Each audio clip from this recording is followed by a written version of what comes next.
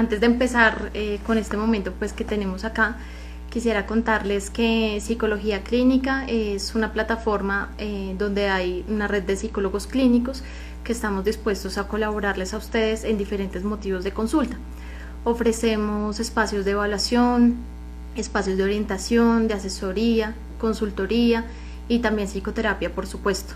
Entonces, todos los que estamos acá reunidos en esta plataforma somos psicólogos que además tenemos un grado de formación adicional en psicología clínica, y este espacio que hemos construido para ustedes es un espacio que queremos brindarles para que juntos compartamos estos momentos de cuarentena, para que a pesar de la distancia podamos acercarnos un poco más. Y bueno, los voy a ir saludando. Hola Jenny, hola María Paula, Tatis, buenas noches, Santiago, Jair, Diana, hola, me alegra verte Diana, Dani, ¿cómo están? ¿Me pueden confirmar si están escuchando bien el audio?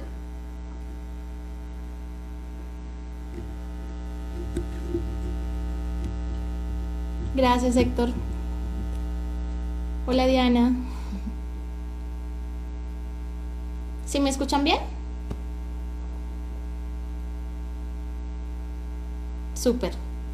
Bueno, entonces, como les anunciamos anteriormente, el espacio de hoy va a estar diseñado para que leamos un fragmento de este libro que se llama El hombre en busca del sentido. Más o menos para contextualizarlos, el libro se divide en 3 partes. La primera parte está, digamos que nos habla cómo fueron las reacciones iniciales psicológicamente y emocionalmente de las personas que estaban en los centros de concentración, especialmente en Auschwitz, donde fue recluido Viktor Frankl, que es el escritor de este libro. Y en esta segunda fase, que es la que vamos a leer, voy a tomar unos fragmentos porque es una fase muy larga, algunos elementos que yo considero que pueden ser muy importantes en este momento de cuarentena, con los que personalmente yo me he sentido identificada en muchas cosas y sé que muchos de mis pacientes también lo han hecho. Entonces quisimos compartirlos con ustedes también para que ustedes mismos saquen sus conclusiones, puedan pensar en esto, y vamos a ir abordando a lo largo de este tiempo pues algunos fragmentos. Lo que estoy viendo es que tal vez, como es mi primer live, no sé qué tanto nos vaya a tomar. En tal caso que yo vea que ya vamos extendiéndonos mucho, podemos dejar la otra parte para dentro de 8 días, que es el otro espacio que tenemos acá de lectura de libros. Y ya para iniciar, entonces comencemos. Bueno, la vida en el campo. Apatía. Las reacciones anteriormente descritas cambiaban a los pocos días. En el escaso tiempo que necesitaba un prisionero para pasar de la primera a la segunda fase, una fase de apatía generalizada que desembocaba en una especie de muerte emocional. Ahora la tortura interior se intensificaba, con otras sensaciones todavía más dolorosas, que el prisionero intentaba amortiguar en su intimidad. La principal era su incontrolada añoranza por su hogar y su familia. A veces era tan aguda que el recluso se consumía de simple nostalgia. Seguida después una fuerte repugnancia frente a la horrible fealdad que le rodeaba, que se extendía hasta sus aspectos más superficiales o externos. A muchos de los prisioneros se les entregaba un uniforme tan andrajoso que a su lado, por comparación, un espantapájaros resultaría una silueta más elegante. El espacio entre los barracones era un completo lodazal, y cuanto más se intentaba apartar el barro, más se hundía uno en él. Alguien ingenió una macabra broma para los primerizos, alistarlos en el grupo encargado de limpiar las letrinas y retirar los excrementos. Sí, como solía suceder por los desniveles e irregularidades de los caminos, algunos de los novatos se salpicaban la cara con aquellas suciedades. Cualquier mueca de asco o intento de limpiarse la porquería significaría al menos un latigazo propinado por el capo, indignado ante los remilgos del recién llegado.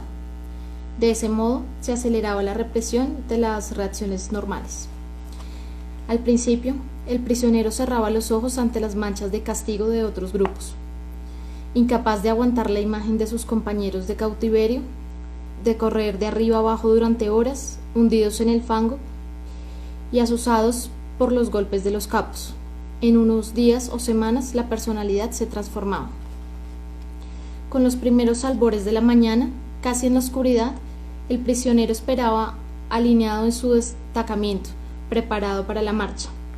De repente se rasgaba el silencio, con el grito de un compañero abatido por los golpes. A duras penas intentaba levantarse cuando otro vapuleo de golpes lo derribaba de nuevo. ¿Y todo por qué? Porque tenía fiebre. Pero se presentó en la enfermería fuera de la hora, y eso se entendía como un ardid para intentar zafarse del trabajo. Si el prisionero había entrado en la segunda fase de sus reacciones psicológicas, ya no le importaba la vista. Alcanzado este grado de adaptación en el campo, sus sentimientos se embotaban y contemplaba impasible las escenas. Apático e indiferente, podía seguir mirando. Otro ejemplo, ese mismo prisionero por la tarde hacía cola ante la enfermería con la ilusión de conseguir 2 días de trabajos ligeros dentro del campo a causa de sus heridas, de sus edemas o de la fiebre. Durante la espera contemplaba impertérrito cómo se transformaba a un muchacho de 12 años al que habían obligado a permanecer en una posición firme varias horas y a trabajar a la intemperie, bajo la nieve, con los pies desnudos porque ya no quedaban zapatos en el almacén. Se le habían congelado los dedos y el médico procedió a arrancarle los negros muñones gangrenados con unas tenazas, uno a uno. Repugnancia, piedad, indignación y horror eran las emociones vedadas en la psicología del prisionero. Pasé algún tiempo en un barracón reservado para los enfermos de tifus, afectados por fiebres altas y delirios, muchos en plena agonía. Después de una muerte, yo observaba impasible la siguiente escena, que se repetía invariablemente en cada fallecimiento. Los prisioneros, en fila, se acercaban al cuerpo aún caliente de su compañero. Uno se quedaba con las sobras del plato de patatas hediondas. Otro decidía que los zapatos de madera del difunto eran mejores que los suyos, y se los cambiaba sin ningún pudor. Un tercero hacía lo mismo con el abrigo, y hasta alguno se consideraba dichoso si encontraba en los bolsillos, fíjense qué cosa, un trozo de cuerda en buen estado. De manera imperturbable, yo no perdía de vista ningún detalle de esta sombría ceremonia, sin sentir la menor conmoción interior. Al rato pedía al enfermero que retirara el cadáver. Cuando se decidía a obedecerme, lo cogía por las piernas y lo dejaba caer en el estrecho pasillo, entre las 2 hileras de tablas que hacían las veces de camastros para los 50 enfermos de tifus. Luego los arrastraba por la tierra desigual del pasillo hasta la puerta. Para salir al aire libre era preciso subir 2 escalones cortos, uno de 15 centímetros cada uno. Estas escaleras representaban para nosotros un duro problema. Exhaustos como estábamos por la malnutrición, tras pasar unos meses de internamiento en el campo, éramos incapaces de subir esos escalones sin agarrarnos de la puerta para coger impulso. El hombre que arrastraba el cadáver se acercaba a los escalones que a duras penas podía subir él, cuanto más con el cadáver. Con un supremo esfuerzo, tiraba las piernas, luego el tronco, y finalmente, acompañado de un ruido siniestro, la cabeza del muerto botada escalón a escalón. A continuación, sin sensación de discontinuidad, nos servían la ración diaria de sopa. Yo me encontraba en la parte opuesta del barracón, junto a la pequeña y única ventana, situada casi al ras del suelo. Al mirar por la ventana, mientras más frías mis manos agarraban el cuenco de la sopa caliente, que engullía con avidez, noté el último cadáver retirado, que parecía observarme con sus ojos vidriosos y helados. 2 horas antes había estado hablando con ese hombre. Seguí sorbiendo tranquilamente mi sopa. Si aquella ausencia de emociones no hubiese suscitado mi interés profesional, quizás ahora no recordaría este incidente, pues en aquel momento no me despertó el más sentimiento mínimo. Lo que duele. La plomiza apatía, la anestesia emocional y la vaga sensación de que a uno ya nunca le importará nada, constituyen los síntomas característicos de esta segunda fase de reacciones psicológicas en los internos de los campos. Esta apatía emocional le permite permanecer impasible ante los continuos sufrimientos diarios. El prisionero enseguida construía, gracias a su insensibilidad, un caparazón afectivo que actuaba como un íntimo escudo protector. En el lager, uno recibía golpes por cualquier motivo, y también sin ningún motivo. Por ejemplo, el pan se repartía en el mismo lugar de trabajo, cuando los prisioneros estábamos perfectamente alineados. En cierta ocasión, mi compañero de atrás se salió unos pocos centímetros de la fila. Esa mínima falta de simetría disgustó al guardián de las SS. Detrás de mí se armó un pequeño revuelo. Por precaución no volví la cara. También desconocía lo que rondaba por la mente de la guardia. Pero de repente recibí 2 fuertes porrazos en la cabeza. Fue entonces cuando advertí a mi lado a un hombre de las SS que blandía su porro. En esos momentos no es el dolor físico lo que más hiere, y eso se aplica a los niños como a los adultos, sino es la humillación, la indignación provocadas por la injusticia, por la cruda irracionalidad de todo aquello. Aunque resulte paradójico, en aquellas especiales circunstancias, un golpe bien dado, certero, quizás hiere menos que otro dado sin atirar el blanco. Recuerdo en una amarga ocasión encontrarme de pie junto a la vía del ferrocarril bajo una tormenta de nieve. A pesar del temporal, a nuestra cuadrilla no le permitían interrumpir el trabajo. Me afanaba con ahínco en repasar la vía rellenando los huecos con gravilla, también porque ese era el único modo de entrar en calor. Durante unos segundos hice una pausa para tomar aliento y apoyarme sobre la pala. Por desgracia, en aquel momento el guardia se giró y me vio. Pensó que vagueaba, que se me hacía remolón en el trabajo. Ni usó su látigo, ni sus insultos, ni bramó enfurecido los tacos rutinarios. Seguramente juzgó innecesario malgastar sus palabras con aquel cuerpo andrajoso y demacrado, que difícilmente dibujaría algo parecido a una figura humana.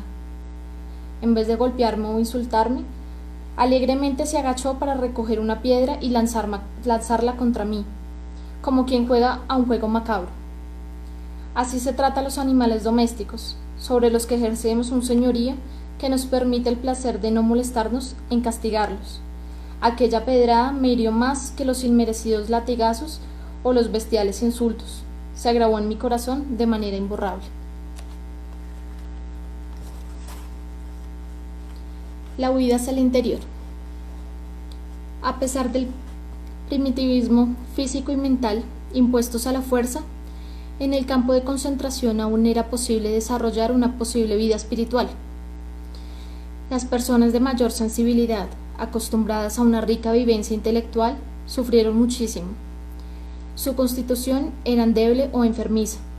Sin embargo, el daño infligido a su ser íntimo fue mucho menor, al ser capaces de abastecerse del terrible entorno y sumergirse en un mundo de riqueza interior, de libertad de espíritu. Solo así se explica la aparente paradoja de que a menudo los menos fornidos parecían soportar mejor la vida en el campo que los de constitución más robusta. Para aclarar esta cuestión, me veo de nuevo obligado a recurrir a mi experiencia personal. Contaré la serie de rutinas que se repetían cada mañana, antes del alba, cuando nos dirigíamos andando hacia el lugar de trabajo. Las órdenes sonaban chillonas. Atención, destacamento adelante, izquierda, 2, 3, 4, izquierda, 2, 3, 4. El primer hombre, media vuelta a la izquierda, izquierda, izquierda, gorras afuera. Todavía retumban en mis oídos esas palabras. A la orden de gorras afuera, atravesábamos la verja del campo, mientras nos enfocábamos en los reflectores. Quien no desfilara con marcialidad recibía una patada, pero con peor suerte corría aquel que para protegerse del frío se calaba la gorra hasta las orejas antes de recibir el permiso pertinente. La oscuridad del alba nos hacía caminar a tientas, y tropezáramos con las piedras y pisábamos los charcos de aquella única carretera de acceso al campo. Los guardianes nos conducían a culatazos de sus rifles, sin dejar en ningún momento de chillarnos. Los que andaban con los pies llegados se apoyaban en el brazo de su vecino. Apenas se oía una palabra entre nosotros porque el viento helado no propiciaba la conversación. Con la boca protegida por el cuello de la chaqueta, el hombre que marchaba a mi lado me susurró de improviso: si nuestras mujeres nos vieran ahora. Espero que ellas estén mejor en sus campos y desconozcan nuestra situación. Sus palabras avivaron en mí el recuerdo de mi esposa. Cuando se ha perdido todo. Durante kilómetros caminábamos a trompicones, resbalando en el hielo y sosteniéndonos continuamente uno al otro, sin decir palabra alguna. Pero mi compañero y yo sabíamos que ambos pensábamos en nuestras mujeres. De vez en cuando levantaba la vista al cielo y contemplaba al diluirse las estrellas al tiempo del primer albor rosáceo de la mañana, que se dejaba ver tras una oscura franja de nubes. Pero mi mente me aferraba a la imagen de mi esposa, imaginándola con una asombrosa precisión. Me respondía, me sonreía y me miraba con una mirada cálida y franca.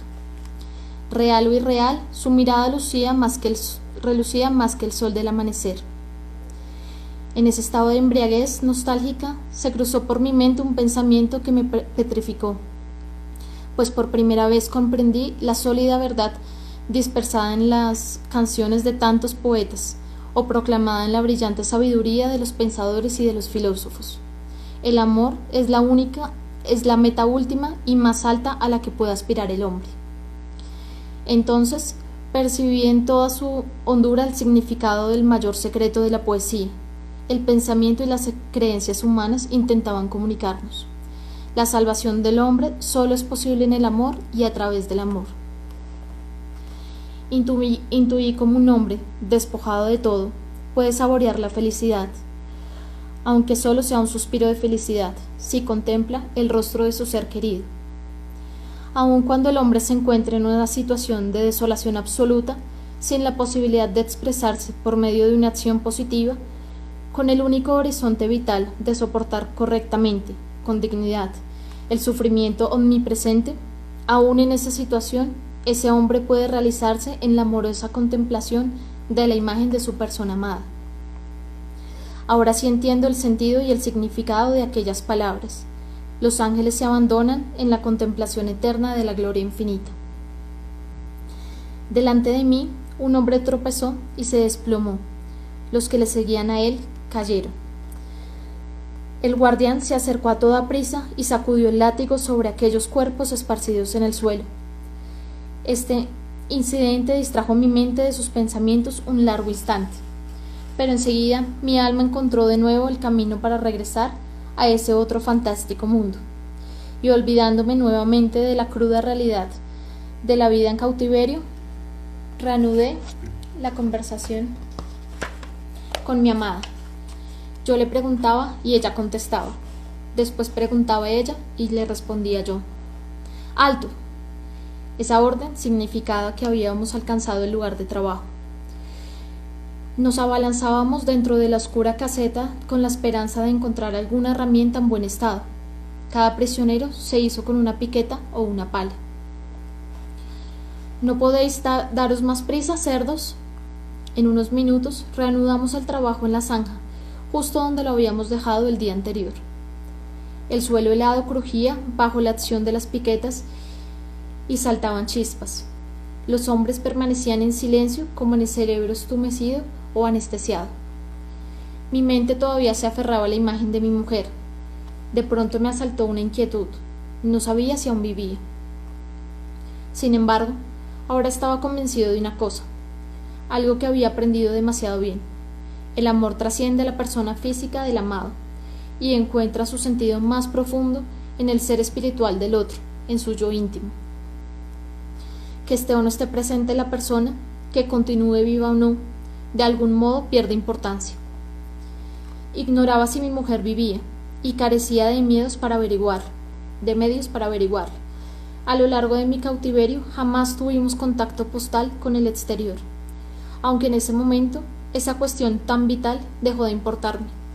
No sentía ninguna necesidad de comprobarlo. Nada podía afectar la fuerza de mi amor, de mis pensamientos o la mirada amorosa de su figura espiritualizada. Si por aquel entonces hubiera conocido la muerte de mi mujer, creo que aún así me habría entregado, insensible a la realidad, a la contemplación de su imagen, y mentalmente habría conversado con ella con la misma viveza y satisfacción. Sella conmigo tu corazón, pues fuerte como la muerte es el amor. Meditaciones en la zanja. Esta intensificación de la vida interior defendía al prisionero contra el vacío, la desolación y la pobreza espiritual de su existencia actual, al tiempo que le permitía evadirse, devolviéndolo a su vida pasada. Al dar rienda suelta a su imaginación, ésta se recreaba en algunos sucesos del pasado, casi nunca los más llamativos o notorios. Por el contrario, se entretenía con ternura en los pequeños sucesos cotidianos y en las cosas más insignificantes. La nostalgia los transfiguraba y los recuerdos adquirían un matiz especial. El mundo que los acogió y su propia existencia parecían muy distantes, y sin embargo, el alma corría hacia ellos llena de añoranza. Yo me veo en la parada del autobús, al cerrar la puerta de mi apartamento, contestando al teléfono, encendiendo las luces. Con frecuencia, nuestros recuerdos volaban hacia esos pequeños detalles hogareños, con tanta intensidad que casi que nos hacían llorar.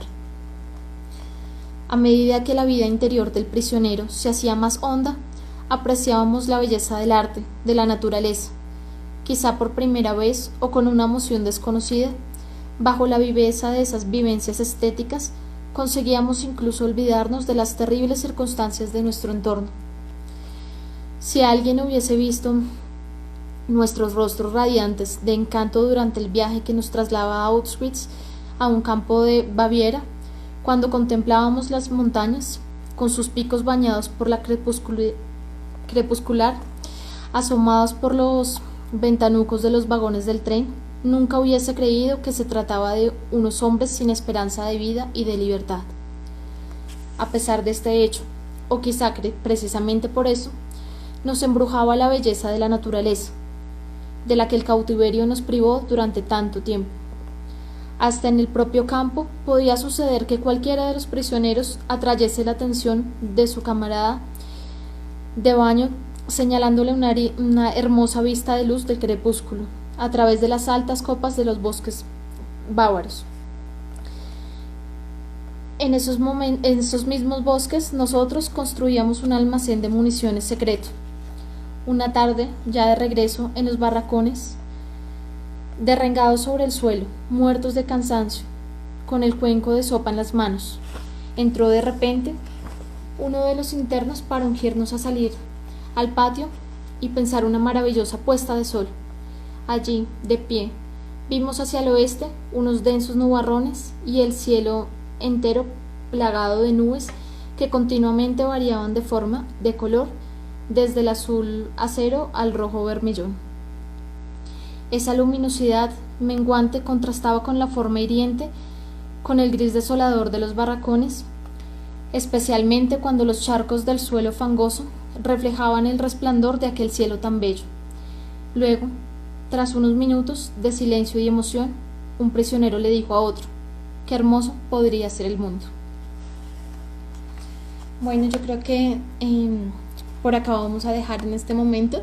Ya estoy viendo que vamos 20 minutos, entonces quisiera saber si los que están conectados aún les ha gustado, los ha hecho tal vez pensar en la situación que estamos viviendo ahorita a nivel mundial, y de acuerdo a eso saber si les gustaría que continuáramos esta segunda parte, que nos habla un poco de cuál es la experiencia emocional y psicológica durante el encierro, durante la presión, que tal vez podría ser una forma en la que algunos podrían estar viviendo esta situación en sus casas. Les doy las gracias a quienes están conectados, a quienes nos saludaron en todo este tiempo. Les cuento que dentro de 8 días vamos a tener otra vez este espacio. Voy a estar muy pendiente de sus comentarios si quieren que continuemos con este libro o si les gustaría que habláramos de otro cuento como el que nos conversó nuestra colega María Paula hace 8 días. Y pues estamos muy pendientes. También queremos recordarles nuestros servicios de psicología. Recuerden pues que en psicologiaclinica.co estamos profesionales especializados en el área de clínica para acompañarlos en estas circunstancias difíciles que pueden estar viviendo y en diferentes motivos de consulta que tal vez necesitan una asesoría profesional. Les doy muchas gracias por acompañarnos y un abrazo grande. Nos vemos.